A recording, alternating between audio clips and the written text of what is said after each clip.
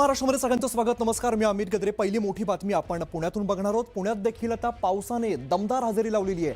शहर आणि उपनगरामध्ये पहाटेच्या सुमारास पावसाचा जोर वाढला आणि त्यामुळे रस्त्यांवरती पाणी साचायला सुरुवात झाली आहे. याचबरोबर खडकवासला धरण साखळीत सुद्धा जोरदार पाऊस सुरू आहे. त्यामुळे खडकवासला धरणाच्या पाणी साठ्यामध्ये आता मोठ्या प्रमाणात वाढ झाली आहे. आपण पुण्यामधली दृश्य बघतोय. पुण्यामध्ये रात्रभरात मुसळधार पावसाला सुरुवात झाली आणि अनेक ठिकाणी आता पाणी पातळी आपल्याला वाढताना बघायला मिळते.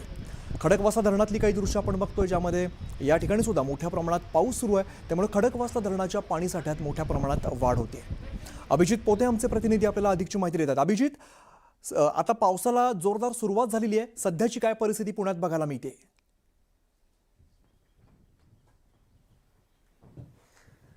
अमित, खरं तर गेल्या 2 ते 3 दिवसांपासून दडी घेतलेल्या पावसानं काल रात्रीपासून पुणे शहरासह पुणे जिल्ह्यात पुन्हा हजेरी जी आहे ती लावलेली पाहायला मिळते. आता कुठेतरी खडकवासला धरण साखळी क्षेत्रातला पाऊस थोडासा रिमझिम सुरू आहे, पण काल रात्रीपासून या सगळ्या परिसरात जोरदार पाऊस जो आहे तो झालेला आहे.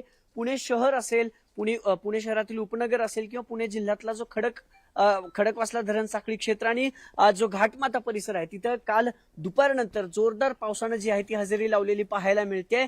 आज पुणे शहरासह पुणे जिल्ह्याला पूर्ण जे खडकवासला धरण साखळी क्षेत्र आहे किंवा अख्खा पुणे जिल्हा आहे त्या पुणे शहरासह जिल्ह्याला हवामान खात्याकडून रेड अलर्ट जो आहे तो देण्यात आलेला आहे. आणि पुणे शहरातल्या अनेक भागांमध्ये जी सखोल भाग आहेत जिथं पाऊस झालाय तिथं आता हळूहळू पाणी साचायला देखील सुरुवात झाली. हे दृश्य तुम्ही खडकवासला धरणाची बघताय.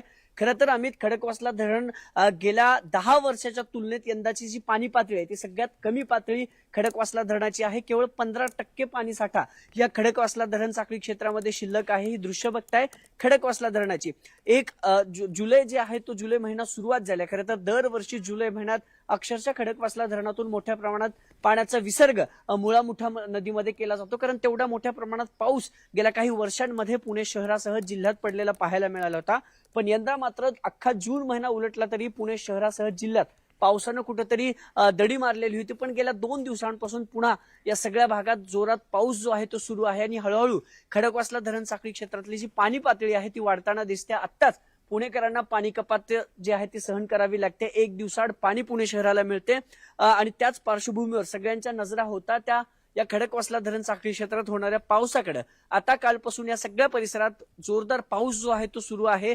पहाटेपासून शहरात देखील मोठा पाऊस, मोठ्या पावसानं हजेरी लावली. आता आज आणि उद्या 2 दिवस हा रेड अलर्ट खरं तर पुणे वेधशाळेकडून वर्तवण्यात आला होता. एवढंच नाही तर 4, 5 आणि 6 जुलै रोजी म्हणजे पुढच्या 3 दिवस महाराष्ट्रातल्या अनेक जिल्ह्यात जोरदार पावसाची शक्यता पुणे हवामान विभागाकडून वर्तवण्यात आली होती. आणि आता पुणे हवामान विभागाने दिलेल्या अंदाजानंतर काल दुपारनंतर पुण्यात जी आहे ती रिमझिम पाऊस सुरू झाला आणि खडकवासला धरण साखळी क्षेत्रात देखील जोरदार पाऊस जो आहे तो अमित झाला. आत्ताची जी दृश्य आहेत काही वेळापूर्वीच या खडकवासला धरणावर जो पाऊस होता तो काही प्रमाणात थांबलाय, पण आता पुन्हा जोरदार पावसाची शक्यता सगळ्या परिसरात हवामान वेधशाळेकडून वर्तवण्यात आली. आणि पुणेकरांना आता कुठेतरी दिलासा मिळतो, कारण खडकवासला धरण साखळी क्षेत्रात म्हणजे जी 4 धरणं आहेत, टेमघर असेल, वरसगाव असेल, पानशेत असेल आणि खडकवासला असेल, या 4ही धरणातून पुणे शहराला पाणी पुरवठा होतो. आणि या धरण साखळी क्षेत्रात जर समाधानकारक पाऊस झाला, व्यवस्थित ही धरणं जर लवकरात लवकर भरली तर मात्र पुणेकरांच्या पाण्याची चिंता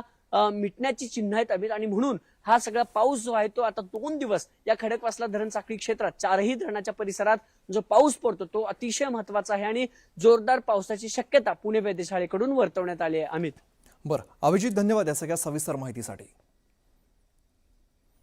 दरम्यान इकडे मुंबईमध्ये सुद्धा पावसाची संततधार सुरू आणि पावसामुळे 3ही लोकल सेवा या उशिरानं सुरू आहेत. त्यामुळे रेल्वे स्थानकात प्रवाशांची मोठ्या प्रमाणात गर्दी झाली आहे. दादर स्थानकातली काही दृश्य आपण सध्या बघतोय. साधारण 10 वाजताची सगळी दृश्य आहेत. मोठ्या प्रमाणात आपल्या ऑफिसमध्ये जाण्यासाठी, शाळा कॉलेजमध्ये जाण्यासाठी मोठ्या प्रमाणात नागरिकांची गर्दी होते. लोकल उशिरा धावत असल्यामुळे या सगळ्या नागरिकांची चांगलीच तारांबळ उडते.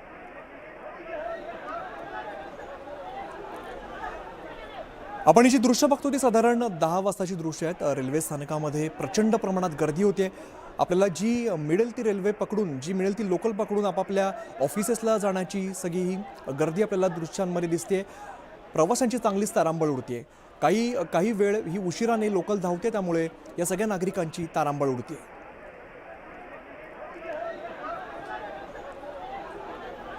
दरम्यान पावसामुळे पश्चिम द्रुतगती महामार्गावर वाहतूक जी आहे ती सुद्धा धीम्या गतीने सुरू आहे. त्यामुळे वाहतूक कोंडी झाली आहे. वाहनांच्या लांबच लांब रांगा लागत आहेत. आपण बघतो एकीकडे रेल्वे वाहतूक आहे त्यावर सुद्धा परिणाम झाला आहे. आता आपण हे जर सगळे रस्ते बघितले ते सुद्धा मोठ्या प्रमाणात गजबजलेले दिसत आहेत. अनेक ठिकाणी वाहतूक कोंडी झाली आहे. ही दृश्य आहेत ती पश्चिम द्रुतगती महामार्गावरची आहेत. या ठिकाणी सुद्धा वाहतूक जी आहे ती सध्या धीम्या गतीने सुरू असल्याचं बघायला मिळते. त्यामुळे वाहतूक कोंडी काही प्रमाणात निर्माण झाली आणि वाहनांच्या लांबच लांब रांगा लागल्या.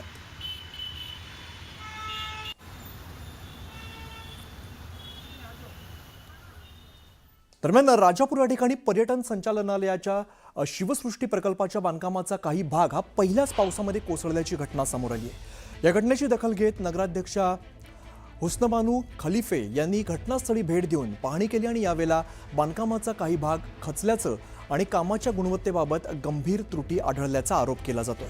संबंधित ठेकेदाराविरुद्ध चौकशी करून कारवाई करण्याचे निर्देश देण्यात आलेत. जिल्हाधिकारी आणि पर्यटन संचालनालयाकडे तातडीने तक्रार करण्याचे आदेश देखील देण्यात आले.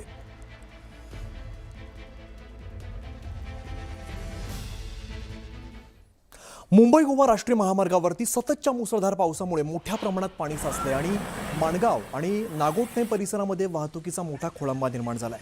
रस्त्यावरती पाणी साचल्यामुळे वाहन चालकांना आपला जीव मुठीत धरून अतिशय संथ गतीने प्रवास करावा लागतोय. महामार्गाच्या रुंदीकरणाचं काम संथ आणि निकृष्ट दर्जाचं असल्याचा आरोप स्थानिक करतायत आणि पाण्याचा निचरा न झाल्यामुळे पहिल्याच मोठ्या पावसात महामार्गाला तलावाचं स्वरूप आलेलं आहे. प्रशासन आणि ठेकेदारांच्या कारभारामुळे वाहन चालक आणि प्रवाशांना मोठा त्रास सहन करावा लागतोय. माणगाव परिसरातली सगळी दृश्य आहेत. अनेक ठिकाणी या रस्त्यावरती मोठ्या प्रमाणात पाणी साचले त्यामुळे वाहतुकीचा मोठा खोळंबा होतोय. तर इकडे लोणावळा खंडाळा परिसरामध्ये पावसाने जोरदार हजेरी लावली आणि 48 तासामध्ये लोणावळ्यामध्ये तब्बल 229 मिलीमीटर पावसाची नोंद झालेली आहे. आणि या मुसळधार पावसामुळे घाटमाथ्यावरील धबधबे आता पुन्हा एकदा प्रवाहित झालेत आणि पर्यटकांचं आकर्षण असलेलं भुशी धरण ओव्हरफ्लो झालेलं आहे आणि वर्षा विहाराचा आनंद घेण्यासाठी पर्यटकांची मोठी गर्दी या ठिकाणी होते. सततच्या पावसामुळे लोणावळा खंडाळा परिसराचं निसर्ग सौंदर्य जे आहे ते अधिक खुलल्याचं आपल्याला बघायला मिळत आहे. दरम्यान इकडे शहापूर तालुक्यात सुद्धा मागच्या 2 दिवसांपासून मुसळधार पाऊस आहे. नदी नाले जे आहेत ते तुडुंब भरलेले आहेत. खर्डी, कसारा, वाशिंद, आसनगाव या सगळ्या परिसरामध्ये जोरदार पावसाने हजेरी लावली. या पावसामुळे शेतीच्या कामांना आता वेग आलाय आणि शेतकऱ्यांमध्ये समाधानाचं वातावरण आहे. धरण क्षेत्रात सुद्धा चांगला पाऊस होत असल्यामुळे मुंबईच्या पाणीसाठ्यात आता वाढ होते आणि पाणी कपातीचं संकट दूर होण्याची शक्यता आहे.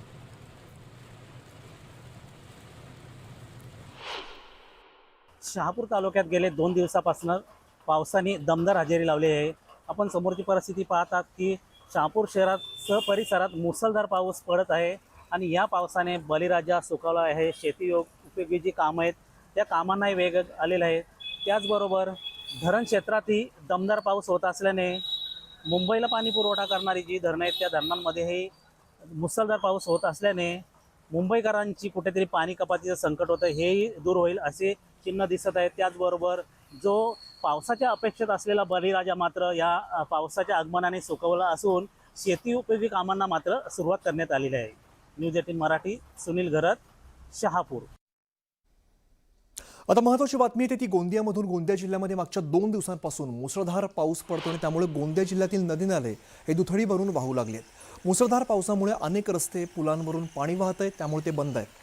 गोंदिया जिल्ह्यातील गोरेगाव तालुक्यातील बबई कमरगाव हा मार्ग देखील आता या पुलावरून आता पाणी वाहत आहे त्यामुळे तो बंद झाला आहे. दोन्ही गावांचा संपर्क आता तुटला आहे.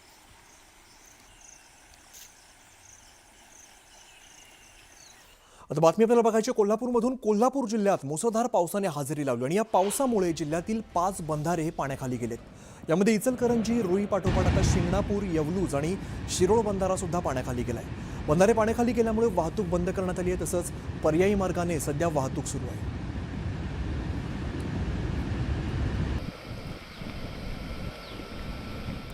इकडे रायगड जिल्ह्यामध्ये सुद्धा मागच्या 24 तासांमध्ये सुरू असलेल्या मुसळधार पावसामुळे जनजीवन पुरतं विस्कळीत झालंय.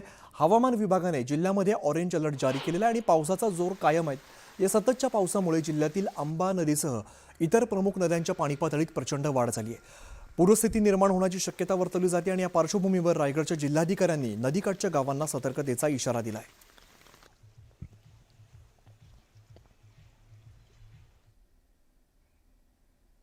तर सिंधुदुर्ग जिल्ह्यामध्ये वर्षा पर्यटनासाठी जाणाऱ्या पर्यटकांसाठी आता आनंदाची बातमी आहे. मुंबई गोवा महामार्गापासून अवघ्या काही अंतरावरती असलेला निसर्गरम्य सावडा धबधबा जो आहे तो आता अखेर प्रवाहित झालेला आहे. सिंधुदुर्गातील सुरक्षित धबधब्यांपैकी एक असलेल्या सावडाव धबधब्याकडे दरवर्षी लाखो पर्यटक आकर्षित होत असतात. यंदा काहीसा उशिराने सुरू झालेल्या धबधब्याचं नयनरम्य दृश्य ड्रोनच्या नजरेतून टिपलंय परेश कांबळी यांनी.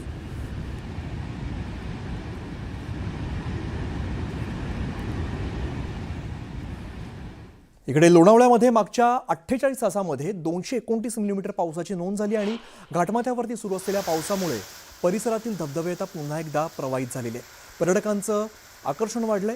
बुशी धरणासह परिसरातील अनेक धरणांमधील पाणीसाठा वेगाने वाढतोय आणि अशीच पावसाची संततधार कायम राहिल्यास ही धरणं लवकरच भरतील अशी अपेक्षा व्यक्त केली जाते. त्यामुळे स्थानिक पर्यटन व्यावसायिकांमध्ये आनंदाचं वातावरण आहे.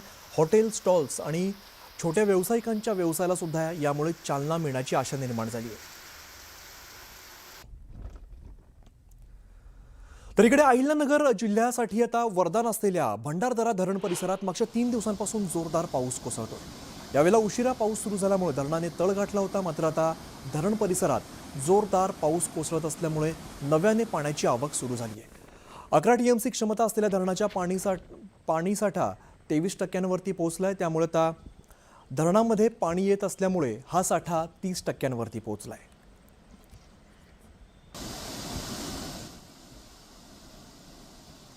रत्नागिरी मुंबई गोवा महामार्गावरती वेरळ घाटामध्ये दरड कोसळली आणि पावसाळा सुरू झाल्यापासून सलग तिसऱ्यांदा दरड कोसळल्याची घटना घडली आहे.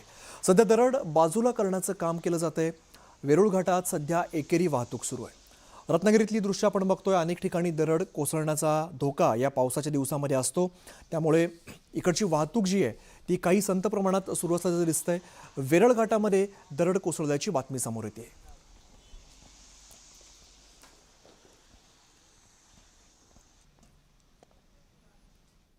पुण्यामध्ये पुन्हा एकदा झाड पडण्याची घटना घडली आहे. पुण्यातील रस्तापेठ परिसरामध्ये पहाटे झाड कोसळलेलं आहे. सतत पडणाऱ्या रिमझिम पावसामुळे झाड पडल्याची घटना घडली. झाड पडून वाहनांचं मोठ्या प्रमाणात नुकसान झालंय. सुदैवाने यात कोणीही जखमी झालेलं नाही. मात्र वाहनाचं यात प्रचंड नुकसान झालंय.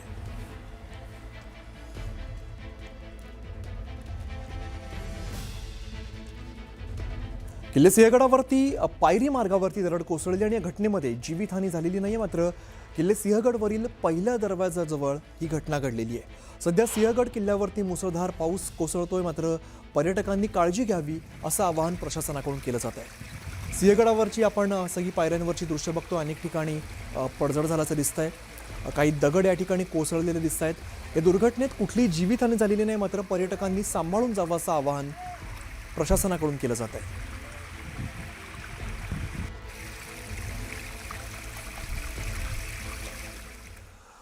तर वर्धा जिल्ह्यामध्ये पहिल्या पावसामुळे चिकणी जामणी परिसर जो आहे त्या ठिकाणी रस्ता वाहून गेलाय आणि पुलाच्या बांधकामासाठी तयार करण्यात आलेला हा तात्पुरता मार्ग अवघ्या 2 दिवसामध्ये दुसऱ्यांदा वाहून गेलाय. दहेगाव देवळी या मार्गावरील वाहतूक यामुळे पूर्णपणे ठप्प झालेली आहे. कंत्राटदाराने रस्ता पूर्णपणे खोदून ठेवल्यामुळे ही परिस्थिती निर्माण झाल्याचा आरोप केला जातोय आणि या घटनेचा मोठा फटका आता शाळकरी विद्यार्थी, शेतकरी आणि मजूर वर्गाला बसलेला आहे. कंत्राटदाराच्या ढिसाळ नियोजनावरती आता प्रश्नचिन्ह उपस्थित केलं जात आहे.